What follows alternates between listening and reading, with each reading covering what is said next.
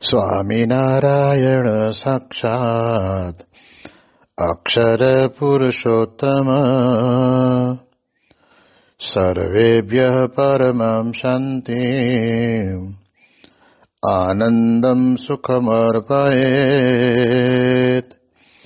શ્રી સ્વામિનારાયણ ભગવાનની જય. શ્રી અક્ષર પુરુષોત્તમ મહારાજની જય. શ્રી ગુણાતીતાનંદ સ્વામી મહારાજની જય. શ્રી પ્રમુખ સ્વામી મહારાજની જય. શ્રી મહંત સ્વામી મહારાજની જય. પ્રગટ ગુરુ હરિ પરમ પૂજ્ય મહંત સ્વામી મહારાજની આજ્ઞા અને આશીર્વાદથી આપણે બધાએ ધનુર્માસ અંતર્ગત નિત્ય પ્રાતઃ કથાનો લાભ લઈ રહ્યા છીએ અને આજે આપણા માટે જાન્યુઆરી મહિનાની 4મી તારીખ અને ગુરુવારનો મહાપવિત્ર દિવસ છે અને 1115મી સભા થાય છે. કહત હૈ સહજાનંદ એ વિષય ઉપર 766મો દિવસ થાય છે. ભગવાન સ્વામિનારાયણ ગઢડા પ્રથમ પ્રકરણના 50ના વચનામૃતની અંદર શ્રીમદ ભગવદ્ ગીતાનો શ્લોક ટાંકીને આપણને સાચી રીતે જાગૃત કોણ છે એની વાત આપણને સમજાવે છે. કારણ કે દરેક વ્યક્તિને ભગવાને બુદ્ધિ આપેલી છે, પણ એ બુદ્ધિનો ઉપયોગ ભગવત ભજન કરવાની અંદર અને પોતાના આત્માનું કલ્યાણ કરવામાં જો ઉપયોગ કર્યો હોય તો એ બુદ્ધિશાળી કહેવાય. પછી ભલે ને ગામડાનો હોય કે આદિવાસી હોય કે પછી બહુ લાંબુ ભણેલો ન હોય, છતાં પણ પોતાના આત્માના કલ્યાણનું જતન કરે એને જ કુશાગ્ર બુદ્ધિવાળો કહીએ. અને વધારે આગળ મહારાજે શ્લોકનો અર્થ સમજાવતા આપણને એમ કહે છે, જે ભગવાનનું ભજન કરવું તેમાં તો સર્વ જગતના જીવની બુદ્ધિ રાત્રિને પેઠે અંધકારે યુક્ત વર્તે છે. મહારાજ આપણને અહીં આગળ કહે છે કે ભગવાનના ભજન કરવાની અંદર દરેક જીવની બુદ્ધિ રાત્રે જેમ અંધકાર હોય અને કંઈ વસ્તુ આપણને દેખાય નહીં, થોડો ઘણો પ્રકાશ હોય તો એ પ્રકાશના કારણે કરીને આપણી આજુબાજુ પડેલી વસ્તુને આપણે જોઈ શકીએ, પણ દૂર પડેલી વસ્તુ આપણને દેખાય નહીં. એટલે રાત્રિના અંધકારની પેઠે જેની બુદ્ધિ છે, સર્વ જગતની અંદર દરેક જીવની આ પ્રમાણે રાત્રિના અંધકારે યુક્ત વર્તે છે, કહેતા ભગવાનનું ભજન નથી કરતા. ભગવાનને ભજવા એ જ મનુષ્ય જીવનનો સાચો લાભ છે, એ જ મનુષ્ય જીવનનું કર્તવ્ય છે. અને એ કરવાને બદલે જગતની અંદર સંસાર વ્યવહાર અને પુત્ર કલત્રાદિકની વિશે અતિશય મોહિત બની જતો હોય છે. એટલા માટે એને જે ભગવાનને ભજન નથી કરતા એને રાત્રિના અંધકારની જેવી બુદ્ધિ કહી. બુદ્ધિશાળી કદાચ ભલે હોય, પણ છતાંય રાત્રિના અંધકાર જેવું. જ્યારે સત્પુરુષનો યોગ થાય છે ત્યારે આ સત્સંગની અંદર આપણે બધે જોયું છે કે જેને જેને ભગવાન અને પરમ એકાંતિક સંતનો યોગ થયો એ ભલે દિવસ આખો પોતાનું કર્મ કરે, ક્રિયા કરે, કામકાજ કરે, ખેતીવાડી જે કંઈ કરતા હોય ભલે કરે, પણ રાત્રે જ્યારે પોતાની સત્સંગ સભાનો ટાઈમ થાય ત્યારે આ તિથલ અને સેલવાસની આજુબાજુના ગામડાઓની અંદર તે બધા જ નાના નાના ખેતરોની અંદર જુદી જુદી જગ્યાએ રહેતા હોય છતાં પણ રાત્રિનો અંધકાર હોવા છતાં પણ એ જ્યાં એનું સંસ્કાર ધામ હોય અથવા તો જે જગ્યા ઉપર સભા થતી હોય ત્યાં જાય અને સરસ મજાની ઢોલક વગાડે, ધૂન બોલાવે, પ્રાર્થના બોલાવે, કીર્તન બોલાવે અને પોતાની આગવી શૈલીની અંદર આદિવાસી પ્રથાની અંદર ગવાતું હોય એ રીતે બહુ સરસ મજાનું ભજન કરતા હોય છે. તો ભલે ને કદાચ નાના પરિવારની અંદર નાના અને કહેવાય છે કે ઘરની અંદર રહેતા હોય તો પણ કે પોતાના જીવનની અંદર એ બુદ્ધિશાળી કહેવાય. કારણ કે ભગવાનના ભક્ત બન્યા પછી આપણા જીવનની અંદર જો આપણે ખરેખર જાગૃત હોઈએ તો આપણે ભજન કરવામાં સામે કે કોઈ દિવસ ક્યારેય કંટાળો લાવવો નહીં. અને એ ભજન કરવાની વાતની અંદર પણ મહારાજ આપણને બહુ સ્પષ્ટતા કરે છે કે જે આપણને ઈષ્ટદેવ મળ્યા છે. ભગવાન સ્વામિનારાયણ આપણા ઈષ્ટદેવ છે અને એ ઈષ્ટદેવ પોતે આવા ગુણાતીત સત્પુરુષ દ્વારા પૃથ્વી ઉપર પ્રગટ રહે છે. અને એ ભગવાન સ્વામિનારાયણનું ભજન ઉચ્ચ સ્વરે કરીને કરતા હોય ને ત્યારે આપણે પણ ત્યાં જઈએ ને તો આપણને પણ પરમ શાંતિ થઈ જાય. કારણ કે એ બાજુના વિસ્તારની અંદર જ્યારે વિચરણ કરવાનું જવાનું થયું અને તે વખતના સમયની અંદર આપણે એ બધાના ભક્તોના જીવન સામું જોયું છે, એમના ઘરોમાં પધરામણી કરી છે. પણ આપણને એને ઘરની અંદર જઈએ ને તો ભલે બહુ નાનું હોય પણ એ ઘરની અંદર કહેવાય છે કે આપણને એને એના ઘરમાં બધાને પરમ શાંતિ વર્તતી હોય એવું લાગે. એનું કારણ જ એ છે કે ભગવાનના ભજનની અંદર જ આપણને શાંતિ છે.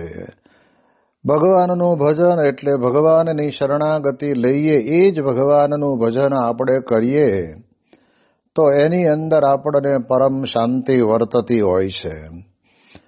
તો આવી રીતે વર્તનારો બહુ મોટો વર્ગ છે. એ બધા ખૂબ મોટી સંખ્યાની અંદર દર પૂનમે તિથલ પણ આવે, દર પૂનમે સેલવાસ વિસ્તારના હરિભક્તો બધા સેલવાસ પણ આવે. આ બાજુ આપણે જોઈએ તો બોડેલી વિસ્તારના હરિભક્તો બધા બોડેલી આવે, પછી ગોધરા વિસ્તારના હરિભક્તો બધા ગોધરા આવે અને ઘોગંબા વિસ્તારની અંદર રહેતા બધા પૂનમ ભરવા ઘોગંબા પણ આવે. પણ એ બધાના અંતરની અંદર એક જ પ્રકારનું, અને એટલે જ પ્રમુખ સ્વામી મહારાજ પોતે વિસ્તારની અંદર વિચરણ કરતા હતા ત્યારે બોલ્યા કે લોકમાં તમને આદિવાસી કહેવાય છે, પણ આદિવાસી એટલે શું? કે આદિ કોણ છે? તો કે ભગવાન. ભગવાનનો જેમાં વાસ છે એવા તમે બધાએ આદિવાસી કહેવાઓ, એટલે એ બધાએ બુદ્ધિશાળી ગણાય. ભલે પછી તિલક કરતા થોડું ઘણું ઓછું વધતું આવડતું હોય, ચાંદલો હરકો ન થતો હોય, પણ ભગવાનમાં જોડાઈ ગયા ને એટલે એ પ્રમાણે એ જાગેલા છે. પછી મહારાજ આગળ વાત કરે છે, અને જે ભગવાનના ભક્ત છે તે ભગવાનના ભજનને વિશે જાગ્યા છે, કહેતા નિરંતર ભગવાનનું ભજન કરતા થકા વર્તે છે. એટલે ભગવાનના ભક્ત હોય તો એને ભગવાનના ભજનની અંદર જ પ્રીતિ રહેવી જોઈએ. અને એટલે જ આપણને કહે છે કે હરિભજતા સુખ હોય, સમજ મન હરિભજતા સુખ હોય. આ લોકની અંદર સાચું સુખ આપણે જોઈતું હોય તો પ્રભુનું ભજન, અને ભજન કરીએ ને એમાં જ આપણને સાચું સુખ મનાય છે. અને એની અંદર જ જીવનની અંદર પરમ શાંતિની અનુભૂતિ આપણને થતી હોય છે. એટલે મહારાજ કહે છે કે જાગેલા કોણ? શ્રીમદ ભગવદ્ ગીતાના આધાર ઉપર શ્લોક ઉપર આપણને મહારાજ સમજાવે છે કે ભલે સંસાર વ્યવહારમાં જાગેલો હોય પણ એની બુદ્ધિ તો રાત્રિના અંધકાર જેવી કહેવાય. અને ભલે સંસાર વ્યવહારની અંદર ક્રિયા કરે પણ મુખ્યત્વે પોતાના જીવનની અંદર ભગવાનના ભજનની સાથે સાથે આ બધું કરતા હોય ને તો એની બુદ્ધિ દિવસના અજવાળાની અંદર જેમ જાગેલો હોય એમ જાગેલો કહેવાય. એટલે ભગવાનનો ભક્ત છે તે ભગવાનના ભજનને વિશે જાગ્યા છે. કહેતા નિરંતર ભગવાનનું ભજન કરતા થકા વર્તે છે.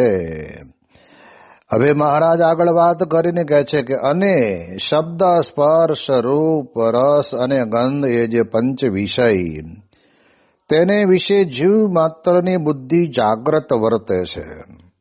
હવે આપણે ક્યાં અટવાઈ ગયેલા છીએ, ક્યાં આપણે ભૂલા પડ્યા છીએ, આપણે કેવા ફસાઈ ગયા છીએ, આમ તો આપણને કાંઈ એવી લાંબી બહુ ખબર પડે નહીં. પણ ભગવાન સ્વામિનારાયણ આપણને ગઢડા પ્રથમ પ્રકરણના 50ના વચનામૃતની અંદર સમજાવે છે કે ભજન કરનાર વ્યક્તિના જીવનની અંદર તો એ નિરંતર કરે છે, પણ પછી મહારાજ કહે છે શબ્દ સ્પર્શ રૂપ રસ અને ગંધ જે પંચવિષય છે તેને વિશે જીવ માત્રની બુદ્ધિ જાગ્રત વર્તે છે.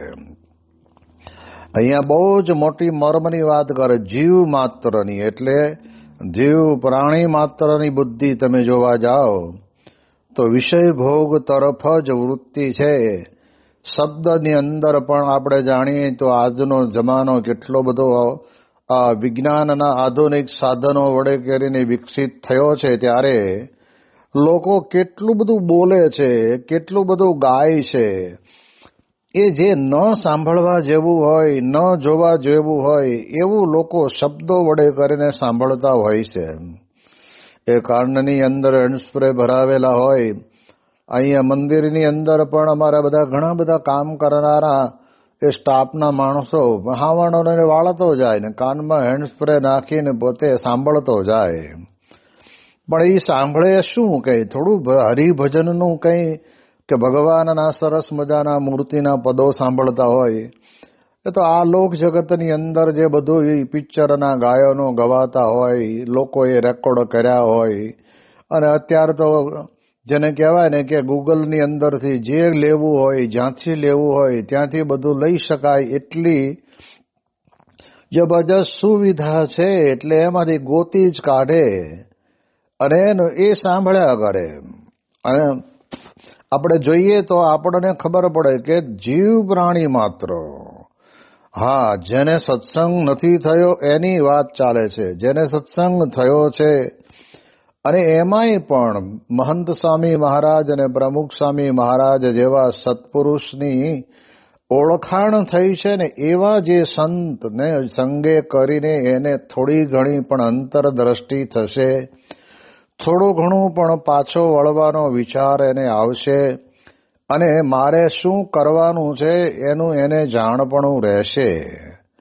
પણ સત્સંગ નથી થયો એના માટે તો આ પંચ વિષય એટલે 5 પ્રકારના જેને કહેવાય ને કે આપણે ગુણાતીતાનંદ સ્વામીની વાતોમાં લખ્યું કે પંચ વિષય 5 પાડા જેવા છે. હવે એની વચમાં આપણે ખાટલો ઢાળીને સૂતા હોય તો 5 પાડા ભેગા કરો તો આપણને જીવતોય રહેવા દે ખરા? એ ગમે તેમ કરીને ઉથલાવી નાખી દે. એટલે એમ આ પંચ વિષયની તરફ જ વૃત્તિ જાય. આજે આપણે જોઈએ છીએ શબ્દની અંદર દરેક વ્યક્તિ કેટલું બધું સાંભળતો હોય છે.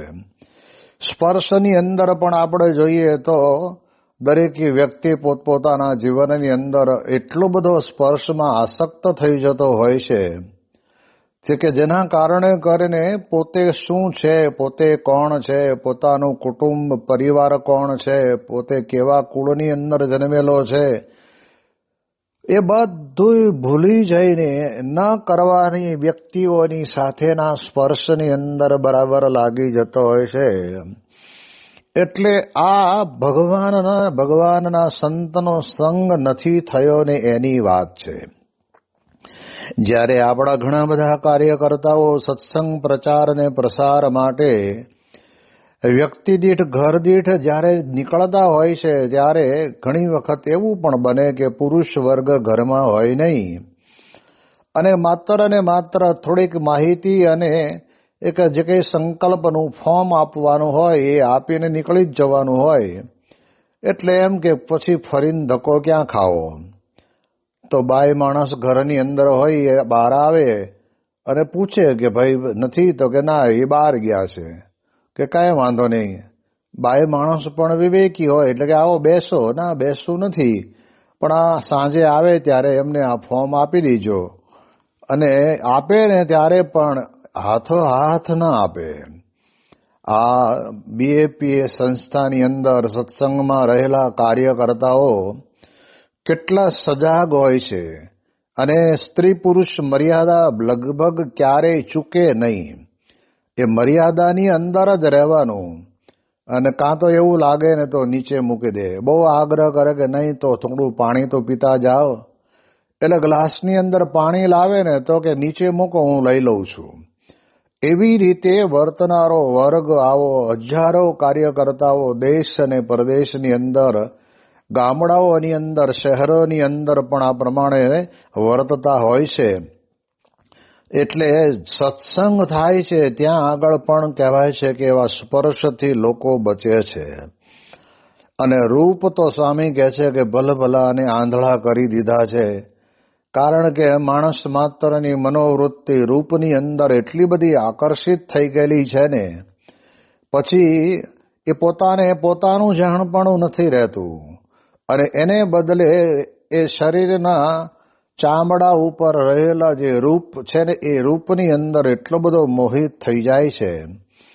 પણ સત્સંગની અંદર જ્યારે આ મોટા પુરુષના યોગમાં આવે છે ત્યારે રૂપની બાબતની અંદર પણ આપણે ત્યાં રહેલા આ સત્સંગની અંદર સત્સંગ બાઈ હરિભક્તો, મહિલા હરિભક્તો પણ પોતાના જીવનની અંદર બહુ સાચવીને કોઈ પણ પ્રકારે પોતાનામાં અન્ય લોકો મોહિત ન થાય એ પ્રકારનું વર્તન રાખે, એ પ્રકારનું વસ્ત્ર પરિધાન પણ એવી જ રીતે ધારણ કરે તો એને ભગવાન ભજવાની અંદર બહુ વાંધો ન આવે. પણ સ્વામી કહે છે કે જો રૂપની અંદર ખેંચાઈ ગયા, એટલે કહે છે ને કે પતંગિયું આગની અંદર હોમાઈ જાય છે ટ્યુબલાઇટના અજવાળામાં, હેલોજનના અજવાળામાં, અને એટલી બધી અંજાઈને પછડાય ભટકાઈને પડે એની ભેગું તરત જ એનો ખોરાક ગરોળી પોતે લઈ લેતી હોય છે. પણ સત્સંગના કારણે કરીને કેટલો બધો પરિવાર આજે આ પ્રમાણે આવા કલિયુગની અંદર બચી જાય છે. એટલે એવી એક બહુ જ મહત્વની બાબત આપણને કહે છે કે જે જાગેલા છે ને એના જીવનની અંદર રહે છે. અને રસ તો માણસ માત્રને બહારનું આજે જુઓ તો એટલું બધું લોકો એની પાછળ પડેલા છે. રોજ બરોજ છાપામાં આવે કે ફલાણાના બર્ગરની અંદર વંદો નીકળ્યો, કોઈકના પીઝાની અંદર મકોડો નીકળ્યો, પછી કોઈને કહેવાય છે કે ઢોસાની અંદર આ પ્રમાણે માખ નીકળી. આવું આવે છે છતાંય કોઈ દિવસ એ લોકોનું બંધ થતું નથી. લોકો ખાવા જવા માટે તલપાપડ થતા હોય છે. એટલે એ પ્રકારે રસની પાછળ દોટ મૂકે છે અને એ પ્રમાણે જીવનની અંદર પછી એ પંચ વિષયાસક્ત બની જાય છે. અને એવો જે છે ને એ તો આ સત્સંગની અંદર કહેવાય છે કે પોતાની બુદ્ધિ ભલે કદાચ જાગૃત વર્તતી હોય પણ વિષય ભોગવવાની અંદર તો એ બરાબર આંધળો થઈને જ કરતો હોય છે. પછી આવે છે ગંધ. એટલે ગંધની અંદર તો સુગંધમાં તો માણસ માત્ર એટલો બધો આકર્ષાય છે. આ એક છે ને બહુ મોટા છે અને એની અંદર જે ઝપટમાં આવી ગયો. પણ મહારાજ આપણને અહીંયા આગળ સમજાવે છે કે જીવનની અંદર જો આપણે બરાબર ભગવાન ભજવા હોય તો સત્સંગ જોશે, એના વગર બધું જ નકામું. એટલે જીવ માત્રની બુદ્ધિ જાગ્રત વર્તે છે, એમાં જ બધા જાગેલા છે. અમેરિકાની અંદર આપણને લાગે કે પોતાના શરીરની અંદર ફેટ વધી ગયા હોય એટલે થોડું જોગિંગ કરતા કરતા એ રોડની બંને સાઈડ ઉપર વોકવે હોય એની ઉપર બધા જોગિંગ કરે, પણ મારા હાથમાં બ્રેડનો ડટ્ટો અને અંદર બટર ભરેલું હોય અને ના મોઢામાં મૂકતો જાય ને દોડતો જાય. હવે આમાં તો એનું એ જ થઈને ઊભું રહે, બીજું કાંઈ ન થાય. એટલે પંચવિષયની અંદર જ માણસ માત્રની આસક્તિ છે. દુનિયાની અંદર ગમે તે વ્યક્તિને ગોતો ને તો પણ મહારાજે તો બહુ સ્પષ્ટ કહી દીધું, જીવ પ્રાણી માત્રને. એ દરેક વ્યક્તિ આ પ્રમાણે કહેવાય છે કે જીવ માત્રને જાગ્રત વર્તે છે, વિષય ભોગવવામાં તેને ઈચ્છાઓ રહ્યા કરે છે. એટલે એટલા માટે થઈને મહારાજ આપણને કહેશે કે આપણે પણ જો આ પંચ વિષયમાંથી નીકળી જઈએ અને જે ભગવાનના ભક્ત છે તેની બુદ્ધિ તો વિષય ભોગને વિશે અંધકારે યુક્ત વર્તે છે, કહેતા તે વિષયને ભોગવતા નથી. મહારાજ આપણને કહે છે કે જે ભગવાનનો ભક્ત છે અને એટલે જ એને પોતાના જીવનની અંદર એટલું જાણપણું રહે કે મારાથી આ ન કરાય અને અંતર સન્મુખ વૃત્તિ રાખે. જ્યારે પણ આવું કાંઈ પણ દેખાઈ આવે તો તરત જ તે વખતના સમયની અંદર જાગૃત રહે. ત્યાં હૈદરાબાદની અંદર આપણા એક સત્સંગી છે રવજીભાઈ કરીને, એમને ત્યાં દીકરાનો દીકરો અક્ષર એ સ્કૂલની અંદર હજી તો ભણતો તો બીજું કે ત્રીજું કદાચ, અને તે વખતે ત્યાં આગળ બધાને તો ત્યાં ભેગા ભણતા હોય એટલે એને ત્યાં આગળ સર્કલની અંદરથી કોઈ દીકરીએ કંઈ લખીને મોકલું કે તું મારી સાથે મિત્રતા બાંધ, આપણે ફ્રેન્ડ બનીએ. અને તરત જ એને પોતાને મનની અંદર વિચાર આવ્યો, એને સ્પષ્ટપણે ના પાડી દીધી. પણ એ ક્યારે તો કે છે કે એ સત્સંગ ઘરની અંદર જબરદસ્ત છે અને સંતોની કથા વાર્તામાં પલોઠી વાળી અને બેસી જાય અને જે કથા કરે ને એ કથાની અંદર શું શું આવ્યું એ પાછો ઘરે જઈને બધાને વાત કરે. હવે જ્યારે આટલો નાનો બાળક આવી રીતે રહી શકતો હોય, આટલું સારું સમજી શકતો હોય તો એનું કારણ સત્સંગ હોય ને તો જ આ બધું આપણને સમજાય એવું છે. બાકી તો વિષયની પાછળ લોકો આંધળી દોટ મૂકીને એવા જાય છે કે જેને જીવનની અંદર કોઈ વિવેક જેવું જ રહેતું નથી. એટલા માટે મહારાજે તો આ વાત આપણને આજથી 250 વર્ષ પહેલા કરી, પણ એ વખતે આપણે કરી છે, પણ અત્યારે તો આપણા માટે ખરેખર બહુ જરૂરની આ વાત છે. આજે ઘણા બધાના ઘરની અંદર અમે જઈએ છીએ ત્યારે એના દીકરા હોય એમને બોલાવીએ, એમને પૂછીએ ત્યારે જવાબ આપે, પણ ઊંધું માથું નાખીને જવાબ આપે, હા કે ના એટલું જ બોલે. એટલે આપણે બી સમજી જવાનું કે આ ભાઈ બરાબર જગત સંબંધી વિષયની અંદર રંગાઈ ગયેલા છે. અને આજે યુવા વર્ગની અંદર એક પ્રકારનો એવો ક્રેઝ નીકળ્યો છે કે જેમ રાત પડે ને એમ ઘરેથી બધાય દરમાંથી મકોડા નીકળે ને એમ માળા એવા જ્યાં આગળ બહુ પબ્લિક અવર જવર હોય, લોકો આવતા જતા હોય, ત્યાં આવીને બાઈકો ઉપર બેઠા બેઠા અલક મલકની વાતો કરે અને ઈસ્કારા દેતા હોય. ત્યારે સમજવું કે આ વિષયની અંદર એ જાગેલા છે, ભગવાનનું ભજન કરવામાં જાગેલા દેખાય નહીં. ત્યાં રાજકોટની અંદર જ્યારે અમે સભા કરવા જતા ત્યારે ભક્તિનગરનું સર્કલ છે, ત્યાં આગળ તો તમે જુઓ તો જઈએ ને ત્યારે સર્કલ ઉપર એટલું બધું માણસ બેઠું હોય અને કોઈ મર્યાદા વગર બેઠા હોય અને આજુબાજુ જુવાન છોકરાઓ બધા બાઇક ઉપર બેઠા બેઠા આ બધું નજરે નિહાળતા હોય. હવે આવું જ્યારે પોતાની આંખ વડે કરીને એ પોતાના શરીરની અંદર પોતાના મનના વિચારોની અંદર અંતરની અંદર નાખે પછી વિચાર તો બધા એને રાત્રિ દિવસ એને એવા જ આવે. એટલે એટલા જ માટે થઈને મહારાજ આપણને સમજાવે છે કે આ પંચ વિષયમાંથી જો આપણે થોડા ઘણા એકાગ્રતાથી આપણે એની અંદરથી જુદા પડવાનો વિચાર કરીએ તો જ આપણે કામનું. એટલે મહારાજ આવી રીતે વાત કરતા કે છે કે વિષયને ભોગવતા નથી. માટે એવી રીતે જે પોતાના કલ્યાણને અર્થે સાવધાનપણે વર્તે છે તે જ કુશાગ્ર બુદ્ધિવાળા છે. પોતાના કલ્યાણને અર્થે સાવધાનપણે વર્તવાનું છે. સ્વામી કે કોઈ પણ વ્યક્તિ ગાડી ચલાવતો હોય ને એણે સાવધાન રહેવાનું છે. એમ આપણે જ્યારે સત્સંગની અંદર આવ્યા છીએ ત્યારે પણ અજાણતામાં પણ એ અંતરનો કુસંગ, બહારનો કુસંગ, સત્સંગનો કુસંગ આપણને એ અવળી પ્રેરણા આપી ન દે એનું આપણે બરાબર સાવચેતીપૂર્વક ધ્યાન રાખવાનું છે. અને એવી રીતે જો આપણે જાગેલા રહીએ તો કહેવાય છે કે કલ્યાણને અર્થે આપણે જે કંઈ કરીએ, સાવધાનપણું રાખીએ, તો એ બધે કુશાગ્ર બુદ્ધિવાળો છે. અને તે વિના તો સર્વે મૂર્ખ છે.